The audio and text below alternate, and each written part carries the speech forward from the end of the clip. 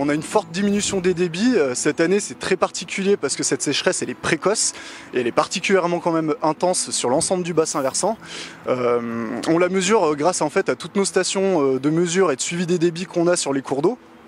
Que ce soit secteur Grand Lac ou secteur Grand Chambéry. Et donc voilà, on a des lourds impacts en tout cas avec le fait qu'il nous manque à peu près 2 mois et demi de précipitations depuis le début de l'année.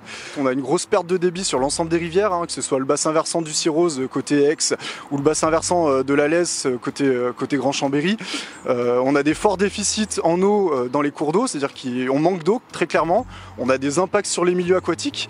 On a une référence qu'on appelle le débit minimum biologique qui correspond en fait à l'état où en dessous de ce débit on a un impact très fort sur les milieux, sur toutes les espèces piscicoles en fait. Et aujourd'hui on est déjà à 60-70% de déficit vis-à-vis de ces débits minimum biologiques. Donc pour un début juillet c'est très impactant. Il ne faut pas s'arrêter au constat, il faut agir.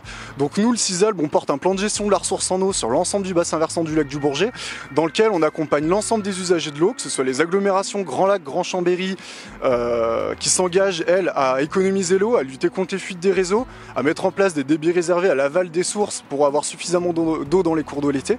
On accompagne la filière agricole aussi pour tout ce qui est stockage d'eau pluviale, sur tout ce qui est économie d'eau, passer dans du matériel type goutte à goutte, micro-aspersion.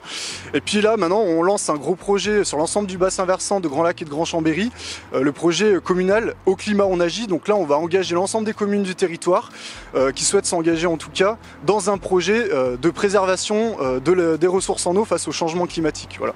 Donc il y aura tout un programme d'action spécifique à chacune des communes. Effectivement, alors pour les habitants, on appelle, comme on l'entend dans les arrêtés sécheresse, à évidemment économiser l'eau le mieux possible sur l'ensemble de vos usages. On n'est pas là pour culpabiliser les gens en fait. Nous, l'objectif, c'est qu'on puisse avoir une culture sécheresse en fait, un réflexe sécheresse qu'on n'attende pas finalement d'avoir des arrêtés sécheresse qui tombent pour nous dire tiens, il faut qu'on économise l'eau. Donc évidemment, les gens, c'est on va dire optimiser au mieux ses consommations en eau chez soi, c'est récupérer les eaux de pluie pour arroser le jardin ou quoi que ce soit.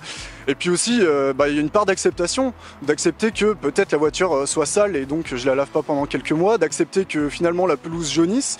Voilà, il y a un degré d'acceptation aussi, je pense, au sein de la population qu'il va falloir en tout cas entretenir malheureusement des impacts du changement climatique. Pour les arrêtés sécheresse, on a 4 niveaux de sécheresse. Donc un premier niveau de vigilance sécheresse, où là on informe la population, on dit attention, la situation se dégrade. Ensuite on a le niveau d'alerte sécheresse, où les premiers usages dits non prioritaires sont interdits. Ensuite on a un troisième niveau, l'alerte renforcée, on renforce les restrictions d'usage de l'eau. Et ensuite, le dernier niveau, le quatrième, donc le niveau de crise sécheresse sur lequel on a uniquement les usages dits prioritaires, donc qui sont l'alimentation en eau potable, l'hygiène, la sécurité et la salubrité qui sont maintenus. On n'espère pas atteindre le niveau de crise, mais vu comme c'est parti, malheureusement, on pense qu'on risque d'aller quand même vers une situation bien plus grave. Donc si on n'économise pas, si on ne fait pas les bons gestes maintenant vis-à-vis de la ressource en eau, l'été va être très compliqué, la fin de saison également.